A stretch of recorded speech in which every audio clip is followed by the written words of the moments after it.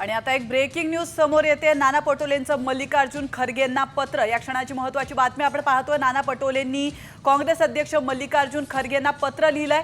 4 वर्ष झाली काँग्रेस प्रदेशाध्यक्ष पदाच्या जबाबदारीतून मुक्त करा असं या पत्रामध्ये नमूद करण्यात आलंय। कमिटी बरखास्त करून नवीन प्रदेशाध्यक्ष नेमण्याची भूमिका त्यांनी मांडलेली आहे।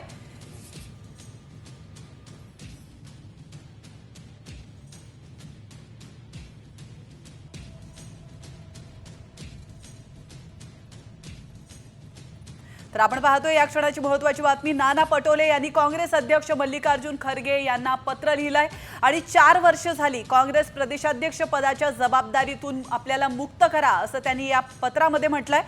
याविषयी अधिक माहिती देण्यासाठी आपले प्रतिनिधी सुनील काळे फोन लाईनवरून आपल्यासोबत जोडले गेलेले आहेत। सुनील, नाना पटोले यांनी खरगेंना पत्र लिहिलेलं आहे आणि महत्त्वाचं म्हणजे आपल्याला या जबाबदारीतून प्रदेशाध्यक्ष पदाच्या जबाबदारीतून मुक्त करण्याची मागणी त्यांनी केली आहे। काय अधिक माहिती?